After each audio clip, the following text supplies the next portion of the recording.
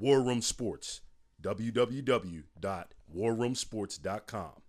What? Ain't no more to it. Welcome to our first video edition of HOF or FOH.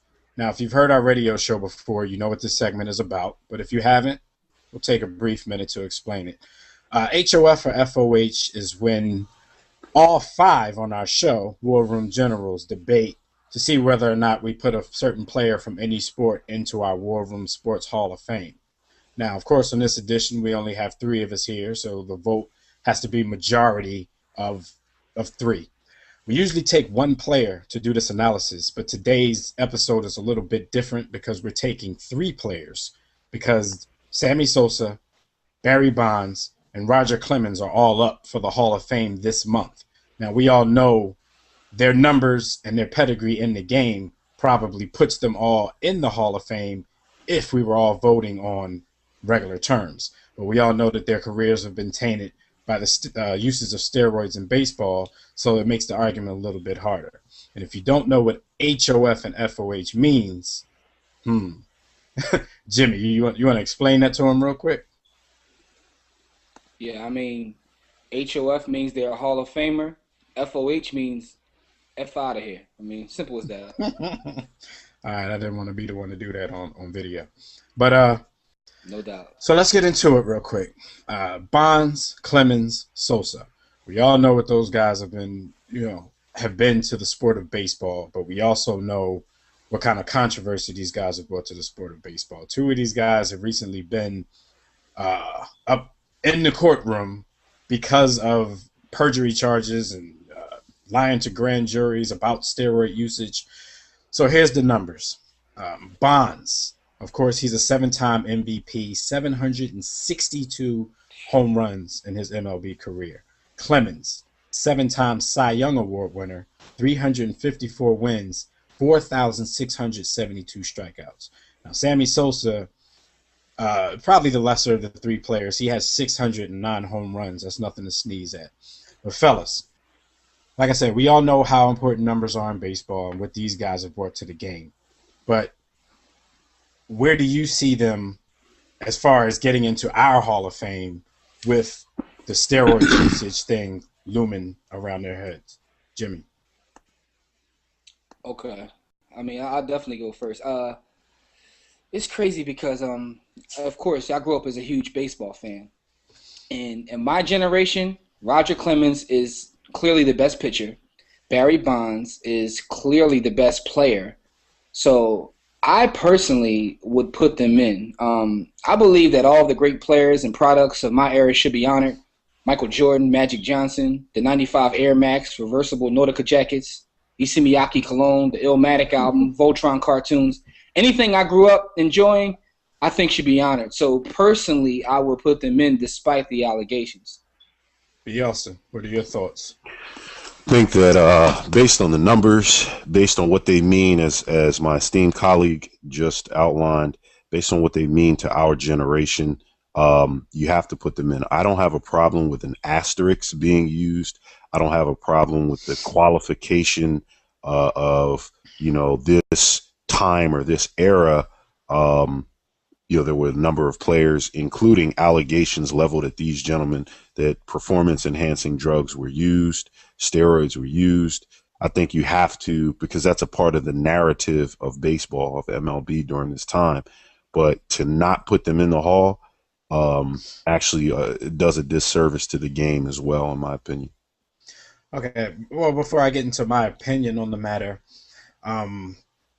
there was a report that came out that they actually did a survey to 112 of the Hall of Fame voters. I'm not sure how many it is altogether, but 112 was a sample of the voters to see if they planned on voting for these guys and supporting these guys for a Hall of Fame bid. Barry Bonds, of that 112, got 45% support. Clemens got 43%. And Sammy Sosa only got 18%. Now, with the bringing in the rest of the guys, because they're going to be voting all throughout December, and it should be announced around January 9th. Sosa has the highest, climb uphill to actually try to get into the Hall of Fame. Barry Bonds and Roger Clemens, they need about 80% of the vote from the rest of the people, the rest of the Hall of Fame voters, in order to get their shot at Cooperstown. So my opinion on the whole matter, I kind of agree with you fellas. It's kind of difficult seeing as though these guys dominated the game the way they did. And when I say that, I can really only say that for Barry Bonds and Roger Clemens. Sosa might even have to be a case study separately, because though he does have the 609 home runs, he wasn't nearly the player that Barry Bonds was. So I think when I make my opinion and make my argument, I'm mainly speaking on Bonds and Clemens. It's difficult for somebody with those kind of numbers not to be in the Hall of Fame. Like, I still think to this day that Pete Rose should be in the Hall of Fame. I think the message that they tried to send to him, I think, okay, enough already. Let's do something about this. Dev, it's funny. A couple things. First off, shout out to Sammy Sosa for forgetting how to speak English when you got in that courtroom. That's hilarious to me. One. Two, when I look at the Hall of Fame in every sport, the way I look at it is this. It's like if you're telling a story to someone of that sport, what players what players are you not able to leave out when telling that sports story? So with that being said, if you look at the history of baseball, when you get into that generation, how can you give the history of the game without mentioning a Barry Bonds or a Roger Clemens? You know what I mean? That's, to me, what defines a Hall of Fame player. Like, you can leave out Steve Jeltz or Von Hayes and still tell the story of that generation, but there's no way you can do that with, say, a Roger Clemens or a Barry Bonds, and even Sosa to some degree. So that's the way I look at the Hall of Fame, and that's not just baseball, every sport. I totally, Season where there was the home run race between Sosa and McGuire, like that season, like you said, you cannot tell the story of baseball with and leave that out. I totally agree with that, because that's kind of my Hall of Fame criteria.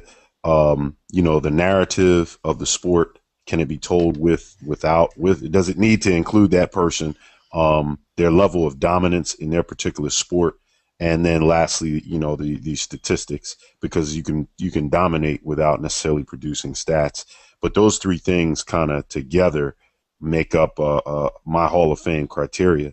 I think it's sad, it's a shame that performance enhancing drugs have made their way into the sport, baseball and other sports at large. I mean, it puts this generation, it mires the entire generation, it mires the entire sport, but you can't tell the story without these guys. You can't. Well, you can't Austin, tell the story without.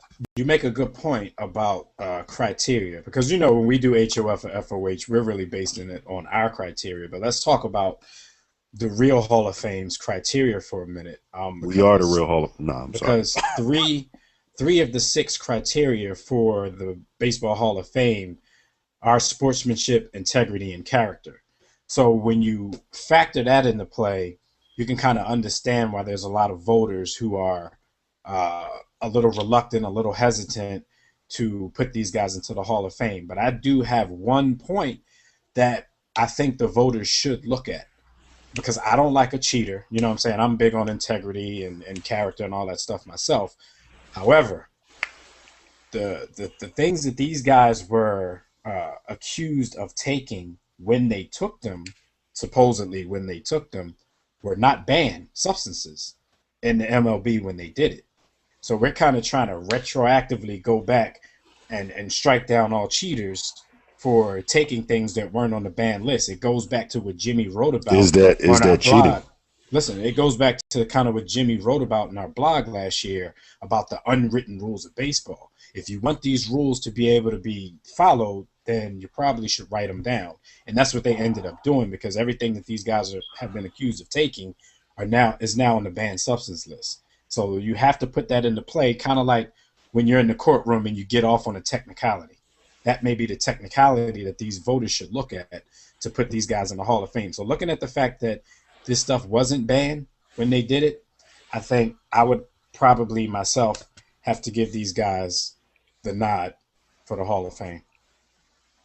Okay, Austin, what would your vote be? Yeah, I'm going to go a little differently. I mean, for Barry Bonds, I definitely would have to say, Hall of Fame.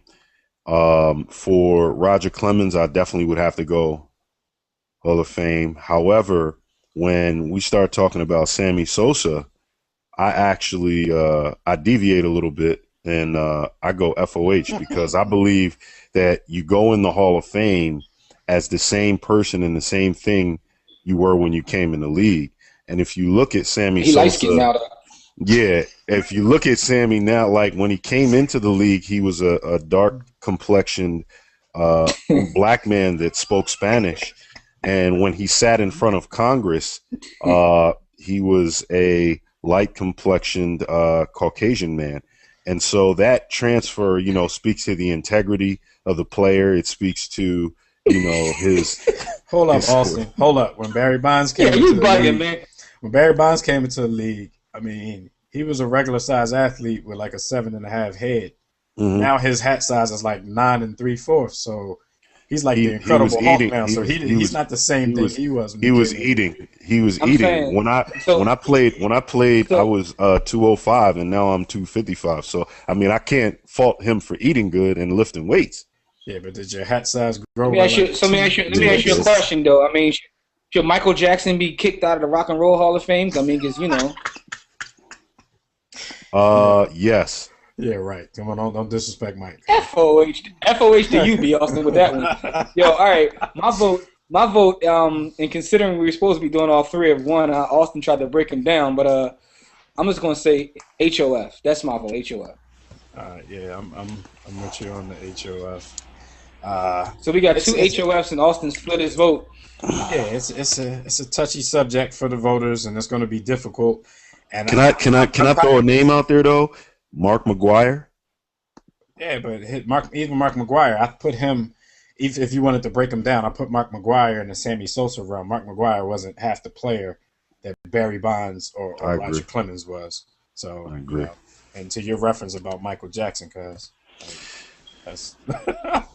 Don't you ever talk about? Yeah, no doubt, you can't. All right, so no doubt, man. So I just hope. And lastly, Dev, I just hope that they don't wait until these guys are old and damn near ineligible to put them in. You know how sometimes they'll make them wait until the guys are like dead damn near and put them in after they've died. Right. I just hope that doesn't happen. I mean, the only thing I could compare that to is like that's the equivalent of like the writers of Who's the Boss waiting until the last season to make Tony and Angela hook up. Don't make us wait that long, yo. That's not what we want. Either you're going to put him in or you're not going to put him in. You know what I mean? I read that from a few of the voters, though. A few of them are hard-pressed not to vote them in now because they said they don't want them to have that honor distinction of being first ballot Hall of Famers.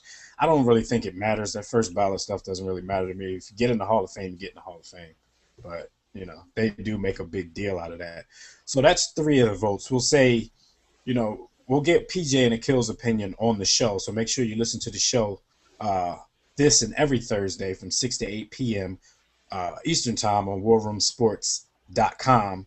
You can check those guys out and get their opinions when we talk about it again. But for now, it looks like these guys will get into the War Room Sports Hall of Fame because even if those guys say no, 3 of us already said yes, except for Austin on Sammy Sosa. So make sure, you check in on our videos from time to time, warroomsportstv.com. Comment on them because we will comment back. This is our community just as well as it's your community. So let's talk. So until next time, everybody, don't accept mediocrity and be steadfast in the war against ignorance. Yeah. Kuwait is the war room with 5 nights at the round table. 5 Philly guys diversified and educated.